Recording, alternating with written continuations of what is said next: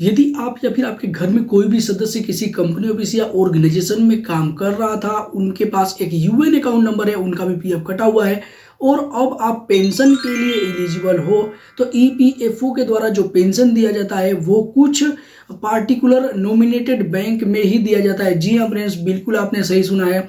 और इस वजह से ही यदि आप पेंशन के लिए अप्लाई करने जाते हैं, मंथली पेंशन के लिए, तो आपको वहाँ पे अलग अलग बैंक अकाउंट देखने को मिलते हैं।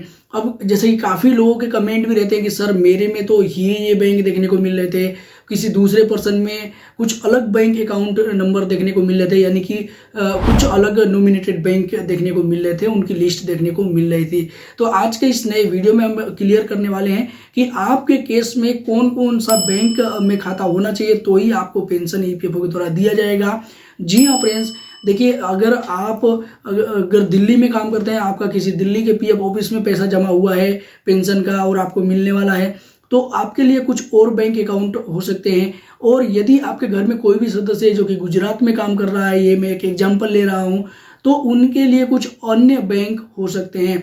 और ये सारा कुछ आप पहले से ही जान सकते हो। ईपीएफओ ने डिटेल में इसके लिए पीडीएफ भी जारी किया हुआ है, वो पीडीएफ देखेंगे, उसके हिसाब से आप जान सकते हो कि आपके पीएफ ऑफिस के द्वारा किन किन बैंकों में पेंशन का डिस्ट्रीब्यूशन किया जाता है। देखिए फ्रेंड्स, यहाँ पे आप देख सकते हैं कि pension distributing agency under EPS 95 करके ईपीएफओ के द्वारा ये एक पीडीएफ जारी किया गया है। और इस पीडीएफ में आपको देखने को मिल जाएगा पूरे डिटेल्स में, आपका ऑफिस का नेम देखने को मिल जाएगा, ऑफिस की आईडी देखने को मिल जाएगी और बैंक का नेम भी देखने को मिल जाएगा। अब इसका मतलब क्या है मैं आपको समझा देता हूँ। देखिए यहाँ पे जैसे कि DLCPM जो कि दिल्ली नॉर्थ का कोड है पीएफ ऑफिस का। अब इस अगर पीएफ ऑफिस में आपका पैसा जमा हुआ है, यानी कि इस पीएफ ऑफिस के द्वारा आपको पेंशन मिलने वाला है, तो आपको नोट डाउन कर लेना है कि ये जो बैंक की लिस्ट है ये ही आपको शो करेगी। जब यूनिफाइड पोर्टल पे आप अप्लाई करेंगे ना, तो ये वाली बैंक की लिस्ट ही शो करेगी। और इन बैंकों में आपका किसी एक बैंक में खाता होना चाहिए, सभी में होना जरूरी नहीं है। किसी एक बैंक में नहीं है तो आपको खुलवा लेना चाहिए। अब इस वजह से देखिए, अब देखिए ऐसा नहीं है, यहाँ पे लक्ष्मी नगर में अगर आपका है तो यहाँ पे कुछ बैंक में चेंजेस देखने को मिलेंगे। और इस वजह से ही कुछ लोग जब अप्लाई कर रहे हैं तो यूनिफाइड पोर्टल पे अलग अलग बैंक की लिस्ट देखने को मिल रही है। अब देखिए कहीं कहीं 2 बैंक का केवल रिक्वायरमेंट है, यानी कि मान लीजिए कि अगर आप देहरादून में आपका पीएफ जमा हुआ है, वहाँ से पेंशन मिलने वाला है, तो आप देख सकते हैं कि यहाँ पे केवल और दो बैंक नॉमिनेटेड है। तो आप इन दोनों में से किसी एक बैंक में खाता होना चाहिए, अगर नहीं है तो आपको खुलवाना पड़ेगा। अब देखिए इसी तरीके से मैं सारा लिस्ट दिखा रहा हूँ आपको। जैसे गुड़गांव में आप देख सकते हैं ये बैंक के नेम है, इन बैंकों में आपका अगर खाता है तो बहुत ही अच्छी बात है, नहीं है तो खुलवा लीजिए। अब जैसे कि काफ़ी लोग के कमेंट भी होते हैं कि सर मैंने अपने यूएन नंबर में कोई बैंक अकाउंट ऐड करना है, कौन सा बैंक अकाउंट ऐड करूं? तो आप इस लिस्ट का भी सहारा ले सकते हैं। देखिए इस लिस्ट में जो पेंशन जिस भी बैंक में आने वाला है उस बैंक को ही आप ऐड कर लीजिए शुरू से ही, जिससे कि आपको बाद में कोई दिक्कत ना हो। अब देखिए एक एक करके मैं सब दिखा रहा हूँ यहाँ पे। अब देखिए फ्रेंड्स, यहाँ पे ये जो भी आप लिस्ट देख पा रहे हैं ना, अब शुरू से लेकर लास्ट तक देखेंगे तो इसमें एक बैंक का नेम है वो कॉमन आपको देखने को मिलेगा, जो कि है स्टेट बैंक ऑफ इंडिया। देखिए स्टेट बैंक आपको लगभग सभी में देखने को मिल रहा है।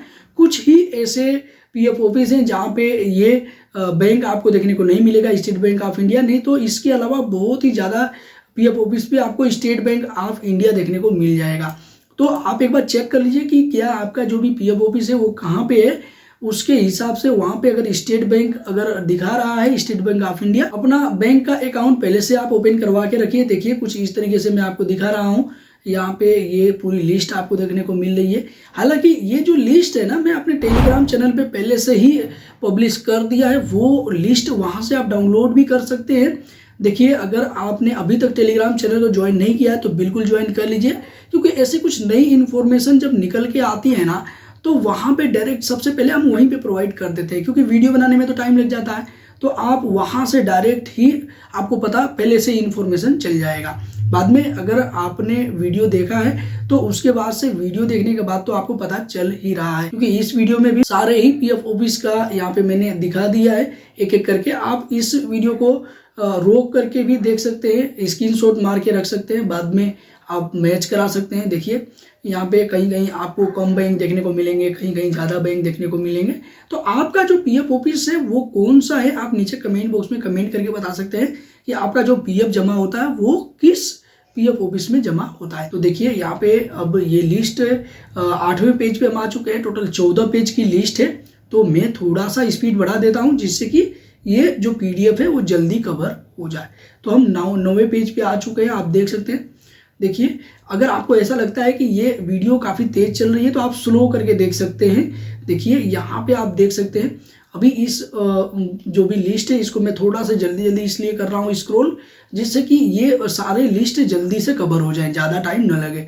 अभी हम 11वें पेज पे आ चुके हैं। देखिए यहाँ पे 11वें पेज पे आपको कुछ इस तरीके से पीएफ ऑफिस के नेम देखने को मिल रहे हैं और ये बैंक के नेम देखने को मिल रहे हैं।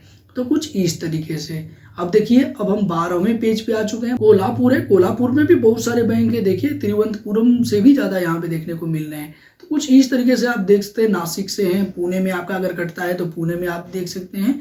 देखिए यहाँ पे आपको कुछ इस तरीके से देखने को मिल रहा है। अब यहाँ पे हम 13वें पेज पे आ चुके हैं।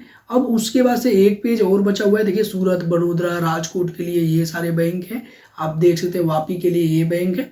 अब यहाँ पे हम देख सकते हैं सबसे लास्ट वाले पेज पे आ चुके हैं और भोपाल इसमें देखने को मिल रहा है, उज्जैन देखने को मिल रहा है। देखिए कुछ इस तरीके से जो बैंकों की लिस्ट है वो लगभग पूरी हो चुकी है।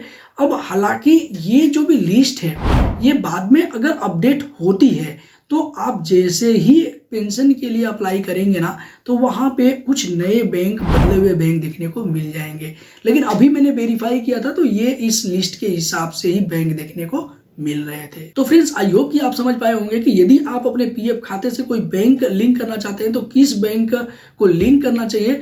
और यदि पेंशन के केस में, देखिए ये वाली जो वीडियो है ना पेंशन के केस में बहुत ही इंपॉर्टेंट है, क्योंकि ये जो बैंक दिए गए हैं वो पेंशन डिस्ट्रीब्यूशन के लिए दिए गए हैं। यानी कि जब ईपीएफओ आपको मंथली पेंशन देगा तो उस टाइम ये जो लिस्ट है बहुत ही ज़्यादा काम आने वाली है।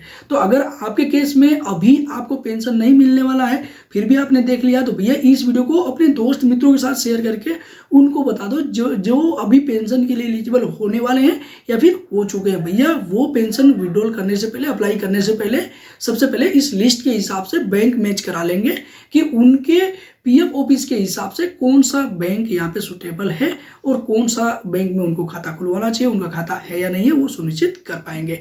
इसी के साथ मिलते हैं किसी नेक्स्ट इन्फॉर्मेटिव वीडियो में। तब तक के लिए जय हिंद, जय भारत, वंदे मातरम।